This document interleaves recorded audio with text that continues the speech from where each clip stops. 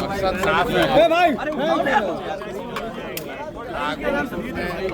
फिर जनसराज में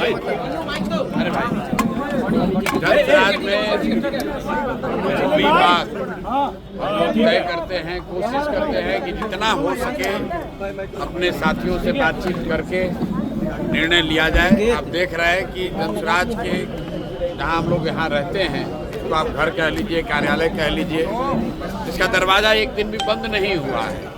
बाकी नेताओं ने, पार्टियों ने अपना दरवाज़ा बंद कर रखा है। उनको डर होता है कि टिकट बांटेंगे तो लोग हंगामा करेगा। हम लोग के यहाँ हंगामा कोई नहीं है, कोई डर नहीं है, कोई पुलिस नहीं, कोई सुरक्षा नहीं, क्योंकि जनसराज में पैसा लेके टिकट नहीं बनता है। आज राघोपुर पर निर्णय लेना है, राघोपुर जा रहे हैं। वहाँ पर जितने साथियों ने, जितने कार्यकर्ताओं ने, जनसराज के परिवार के सदस्यों ने राजद के वहाँ पर जो उनका आधिपत्य है उसके खिलाफ जनसराज की बात को घर घर पहुँचाया है। उनके साथ जाकर बैठेंगे, कुछ लोगों से मुलाकात करेंगे, उनके साथ बैठकर उनकी जो भावना है उसको समझने का प्रयास करेंगे, ताकि कल जब केंद्रीय कमेटी की बैठक हो तो उसमें उनकी बात को शामिल किया जाए। और कल उस पर जैसे बाकी सीट पर निर्णय होगा वैसे राघोपुर पर भी होगा। इसलिए आज मैं खुद से जा रहा हूँ राघोपुर, दिन भर रहूँगा और ये समझने का प्रयास करूँगा कि वहाँ पर क्या कुछ करना चाहिए, कौन सबसे बेहतर व्यक्ति है जो चुनाव लड़ने के लिए माकूल पार्टी जिसको समझती है उसका नाम कल के लिए रिकमेंड किया जाएगा। ऐलान तो भैया पार्टी करती है, पार्टी टिकट का ऐलान तो मैं नहीं करता हूँ। सही रहा तो क्या चुनाव लड़ेंगे वहाँ से? वहाँ के लोग जो तय करेंगे वो किया जाएगा। मेरे भाई, अगर हमारे लड़ने की बात सुन के तेजस्वी यादव को राघोपुर छोड़ के भाग जाना है, मेरे आईडी में कुछ दो जगह से तो उनको लड़ना ही पड़ेगा। खाली ये चर्चा चल रही है कि प्रशांत किशोर जनसराज वहाँ लड़ने आ रहा है तो तेजस्वी यादव दूसरी सीट खोज रहे हैं। उनका भी हालत वही होगा जो राहुल गांधी का अमेठी में हुआ, छोड़कर गए वायनाड तो अमेठी से ही हार गए। इसलिए मेरे भाई आज जा रहे हैं, अभी चर्चा शुरू हो रही है, अभी तो चुनाव अब शुरू हो रहा है, घबराइए नहीं, आगे आगे देखिए क्या होगा। माझी और वो तलब किए गए दिल्ली। मेरे भाई सिर्फ फुटबॉल इसलिए हो रहा है कि कौन कितना सीट पाए, कितना जीत कर आए और कितना लूटपाट मचाए।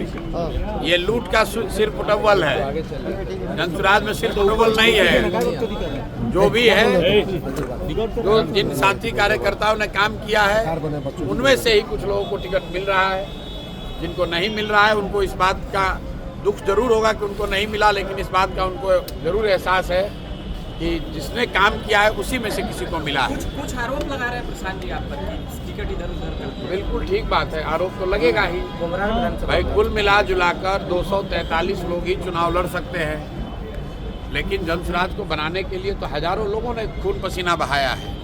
लेकिन उन साथी कार्यकर्ताओं को ये विश्वास है कि जनसराज में कुछ भी बिक नहीं सकता है। चयन में सही गलत हो सकता है, आप उससे सहमत असहमत हो सकते हैं, लेकिन अपना परिवार है। जो लोग अगर कुछ असहमत भी होंगे उनके साथ बैठ। प्रशांत जी, आपका साइड इफेक्ट जोरदार है। वहाँ पवन जी ने वापस ले लिया, कहा कि लड़ेंगे नहीं चुनाव। कल ज्योति सिंह से आप मिले हैं 24 घंटा में। मेरे भाई, आपका इफेक्ट है, मेरा इफेक्ट कुछ नहीं है। न्यायालय में हमको चुनौती देने वाले अशोक चौधरी ने कहा कि हम अब जनता की अदालत में जाएंगे। तो आपके जरिए मैं पूछना चाहता हूं कि वो घोषित करें कि किस विधानसभा में जनता की अदालत में आ रहे हैं। दम है तो अशोक चौधरी बताए कि किस जनता की अदालत में जा रहे हैं, और अगर जनता की अदालत में नहीं जा रहे हैं तो न्यायालय में आइए, और नहीं आइए तो आपकी गलती मान ली जाएगी कि आपने चोरी भ्रष्टाचार किया है। पवन सिंह वाले पे क्या कहेंगे? अभी आ रहा हूँ उस पर। पहले से 4 जो मूर्छित है उसका तो बता दे। जो 4 लोगों ने कहा कि जनता तय करेगी, तो जनता तो सरकार बनाएगी। तुम 4 भ्रष्ट लोगों को जवाब देना है।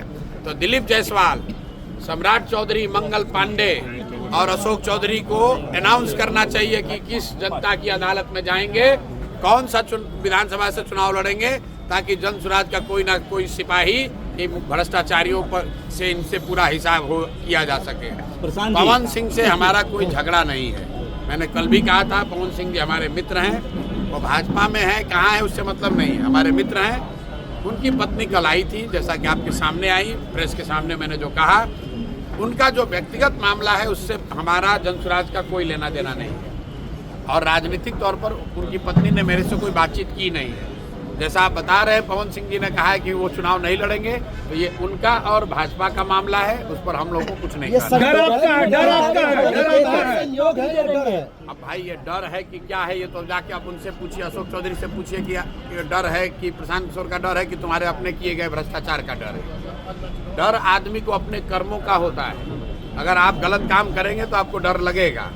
हम लोग गलत काम नहीं करते हैं, कोई डरने की बात नहीं। पावर स्टार आपसे डर गया? हमसे क्यों डरेंगे भाई? हमारे कोई पवन सिंह से थोड़ी झगड़ा है।